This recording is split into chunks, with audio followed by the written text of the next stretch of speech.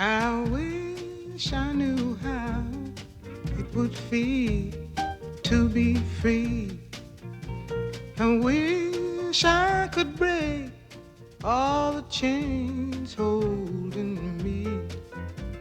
I wish I could say all the things that I should say. Say them loud, say them clear, for the whole round world to hear. I wish I could share all the love that's in my heart. Remove all the bars that keep us apart. I wish you could know what it means to be me. Then you'd see and agree that every man should be free. In June of 1885, a remarkable cargo arrived in New York City. The unassembled pieces of the gigantic monument. It had been conceived 20 years earlier at a French dinner party at the time of the close of the American Civil War. The scholarly dinner host, Edouard de Lavallee, was talking excitedly about freedom and America. Wouldn't it be wonderful if people in France gave the United States a great monument and thereby showed that the French government was also dedicated to the idea of human liberty? Among the guests at that dinner was a sculptor named Frederick Bartoli, and he was swept away by the conversation. 5 years later, he traveled to America to plan just such a monument to freedom. I will try to glorify liberty over there in the hope that someday I will find it again at home. In the center of New York Harbor, Bartoli found a small spot of land named Bedloe's Island. And he knew almost at once that this was where his monument should stand. By now, he had a gigantic statue in mind. He would build a figure taller than the Colossus of Rhodes. That huge statue had been built to show off the power of ancient Greece. Bartoli's statue would be a symbol not of power, but of freedom. Appleton's magazine announced the plans. Bartoli's colossal Statue of Liberty is to be placed on Bedloe's Island and illuminate the harbor with electric lights. French citizens pledged themselves to erect the statue, provided the American people supply the pedestal. In France, work began on the impressive monument. Piece by piece, the giant woman was created. Her nose alone was 4 feet long. A full-size man could stand on her big toe. When her head and hand were completed, they were sent to the Centennial Fair in Philadelphia, where 9 million Americans came out to see them. Finally, in June 1885, Lady Liberty was ready, but neither Congress nor American financiers had been willing to provide a pedestal, and without one, the statue couldn't be erected. What was to be done? Newspaperman Joseph Pulitzer, an immigrant from Hungary, had an idea. He would use his newspapers to make a plea for the needed money. The statue is not a gift from the millionaires of France to the millionaires of America, but a gift of the whole people of France to the whole people of America. Let us not wait for the millionaires to give this money. Let us hear from the people. All across America, people began to respond. 12 public schools in Trenton, New Jersey collected $105.07 from their students. A group of artists and writers gave their work to be auctioned to raise money for the statue. Mark Twain contributed a pile of canceled checks bearing his famous signature. Use them as freely as they are freely contributed. Heaven knows there's a ton of them. I would send them all to you, for my heart is in the sublime work.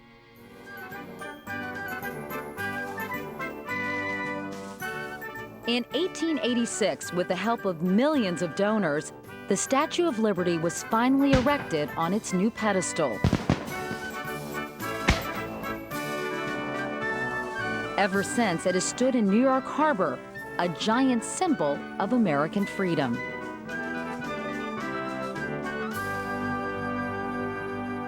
It was originally intended by the French designers as a celebration of the emancipation of the slaves. There's a broken chain at the foot of the Statue of Liberty. But very quickly, it became associated much more with a welcome to immigrants. This is in New York Harbor, where millions of immigrants would be coming in the late 19th, early 20th century on these boats, and they would see the Statue of Liberty as sort of their first indication that they really had landed in the United States. It became a sign of a welcome to immigrants from all over Europe. In 1903, a poem was officially attached to Liberty's pedestal. It was by Emma Lazarus, a descendant of European Jews who believed America should be a haven for persecuted people from around the world. The poem was called The New Colossus, and it became inseparable from Liberty's light. Give me your tired, your poor, your huddled masses yearning to breathe free. The wretched refuse of your teeming shore, send these, the homeless tempest-tossed to me. I lift my lamp beside the golden door. Let it shine, let it shine, let it shine.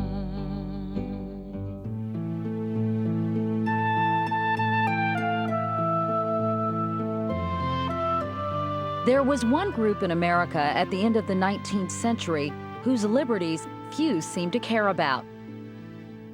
They were the tens of thousands of working-class children who labored in American industry, many for 12 to 15 hours a day. With few advocates, they seemed doomed to a life of slavery.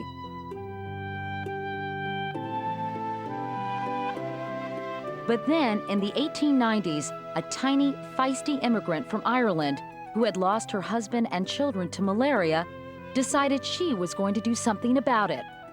Her name was Maria Harris Jones. Wherever a fight is going on, I have to jump there. My address is like my shoes. It travels with me wherever I go. Everywhere I go, I let it shine. Everywhere I go. Maria Jones dedicated her life to workers who needed help. In Alabama, she shined her light on behalf of children in a cotton factory. Little girls and boys, barefooted, walked up and down between the endless rows of spindles, reaching thin little hands into the machinery to repair threads. They crawled under machinery to oil it. They replaced spindles all day long, all night through.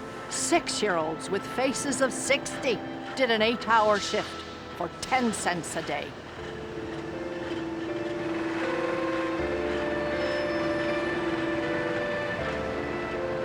You mustn't talk or look off a minute.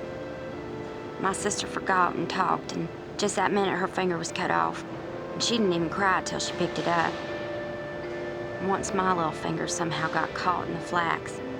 And I tried to jerk it away, but it wasn't any use. It was off just the same as hers. Any minute your whole hand might go. And I'll hardly know it till it was done.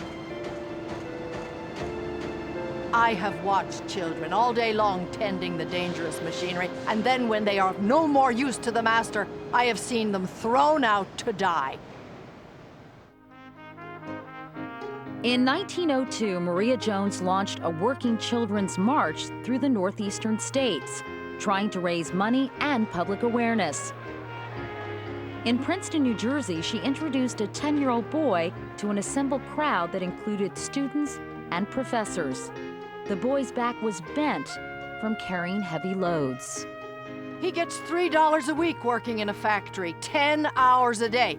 I shudder for the future of a nation that's building up an aristocracy out of the lifeblood of the children of the poor. Because of her loving help to both children and adults, Maria was soon called Mother Jones. But she was an unusual kind of mother. The little lady swore like a trooper and had the energy of a battalion. I'm not a humanitarian. I'm a hellraiser. Over time, her outspokenness angered the police, who began calling her a public nuisance and finally arrested her. When the judge asked who gave her a permit to speak on the street, she said, "Patrick Henry, Thomas Jefferson and John Adams. And it was those who shouted out, like Mother Jones, and who shined their light on behalf of others, who laid the foundations for new labor laws in this country. The militant, not the meek, shall inherit the earth.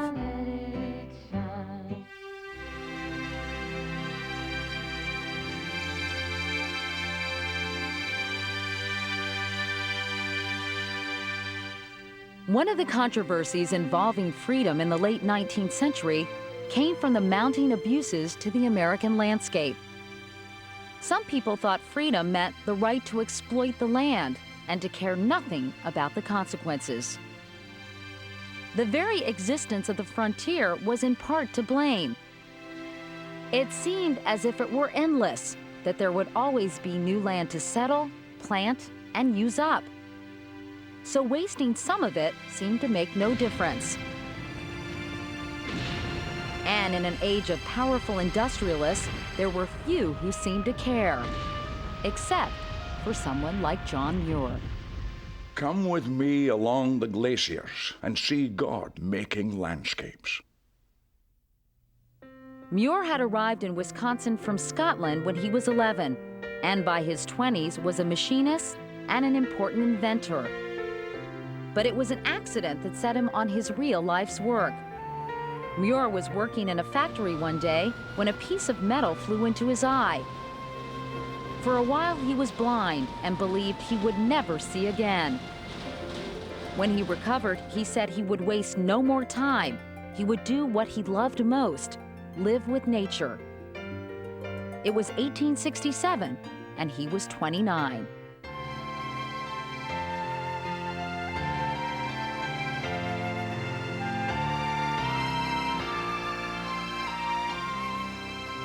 I set forth joyful and free on a 1,000-mile walk to the Gulf of Mexico by the wildest, leafiest, and least trodden way I could find.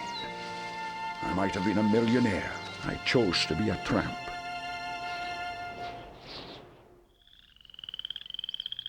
Muir spent most of the rest of his life in the out-of-doors. He believed that in nature were the answers to life's deepest questions, and that freedom had to go hand in hand with responsibility. Disturbing the balance of nature, he said, leads to floods and droughts. In safeguarding the earth, we protect our own long-term freedom. It took more than 3,000 years to make some of the trees that are still waving and singing in the mighty forests of the Sierra. Any fool can destroy trees. They cannot run away.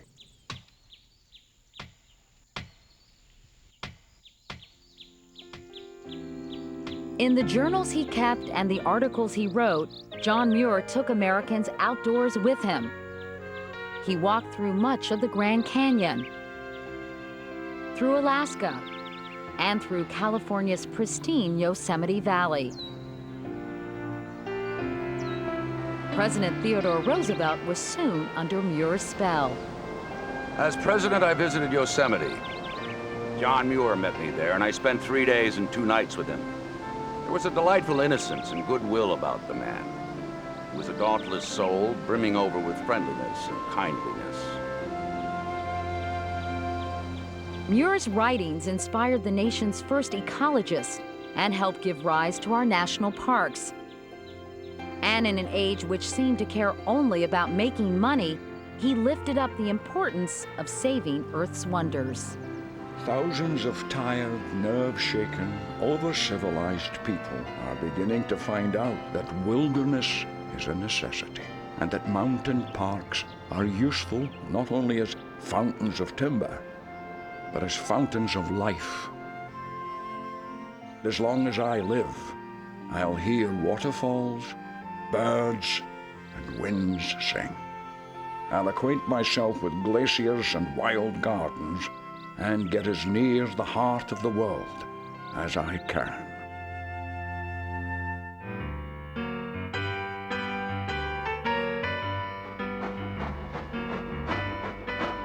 As the 20th century began to unfold, Corruption in business and local government was making many fearful that democracy wasn't working.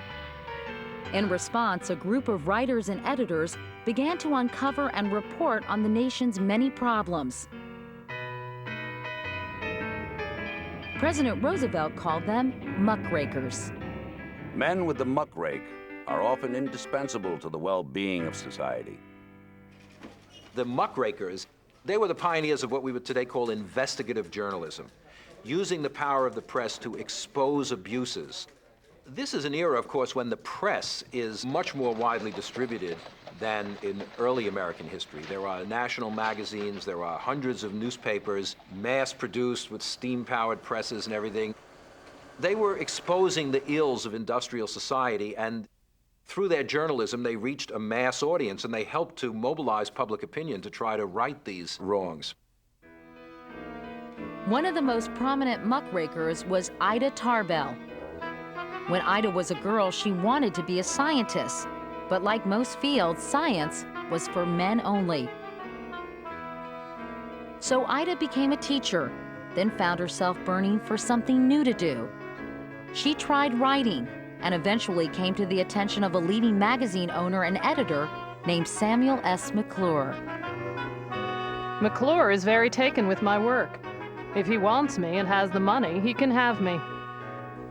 McClure encouraged Ida to write an expose of America's most powerful citizen, John D. Rockefeller.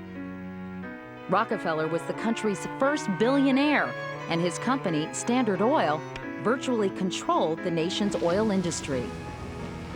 I believe power to make money is a gift from God. I believe it is my duty to make money and still more money, and to use the money according to the dictates of my conscience. For years, it had been suspected that Rockefeller's Standard Oil Company had been taking unfair advantage of its competitors, driving many of them out of business in an effort to obtain a monopoly. Tarbell's job was to prove the allegations. As I saw it, it was not capitalism, but an open disregard of decent, ethical business practices that lay at the bottom of the story. I did not go to the Standard Oil Company for my information. They would have shut the door of their closet on their skeletons. It took Ida 4 years to finish her expose, which was published in installments in McClure's magazine. In her article, she detailed the Standard Oil Company's unethical practices, how its uncontrolled power had spread into railroads, mining, and banking, and how that power affected the lives of most Americans. Mr. Rockefeller has systematically played with loaded dice, and it is doubtful if there has ever been a time since 1872 when he has run a race with a competitor and started fair. Business played in this way is fit only for tricksters. John D. Rockefeller came to despise Ida Tarbell, whom he now referred to as Miss Tarbell. He instructed those around him never to mention her name again. Not a word about that misguided woman. Her articles were so popular, they were turned into best-selling books. And just 3 years later, the Supreme Court dissolved the trust of the Standard Oil Company. The brave woman who had shed light on a dangerous monopoly was acclaimed in newspapers across the nation. Miss Tarbell has done more to dethrone Rockefeller in public esteem than all the preachers in the land. I'm gonna let it shine all through the night. I'm gonna let it shine. Another great figure in this age of reformers was a remarkable woman named Jane Addams. She was born into a middle-class family in Illinois, but that didn't mean Jane had an easy childhood. Her mother died when she was 2. Then Jane came down with tuberculosis. It left her with a crooked spine. She went on to become a college graduate, one of the first generation of American women to do so. Determined to make her life count, she decided to create a refuge inside the slums of Chicago. She would become America's first true social worker, dedicating her life as a freedom fighter on behalf of the poor. The struggle for existence is so much harsher among people near the edge of pauperism. She bought a red brick house with white columns on the porch. Learning that it had been built by a man named Mr. Hull, she named it Hull House. There, poor people could find a supportive place to live, but also much more. They could learn to speak English, get care for their children, take painting lessons, go to a concert, exercise in a gym, or act on a stage. These were personal freedoms that middle-class Americans took for granted, but that poor people had rarely been privileged to pursue.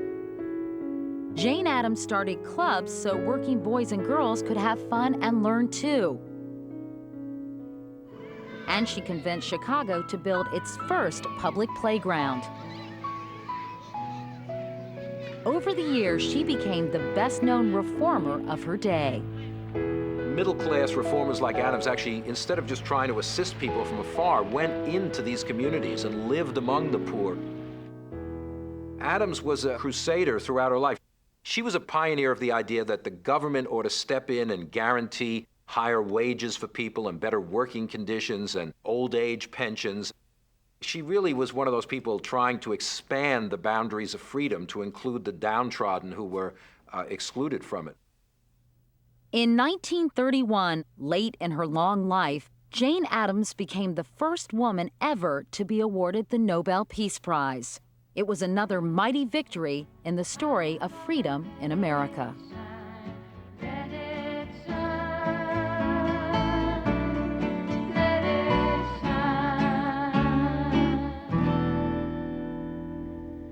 Let it shine.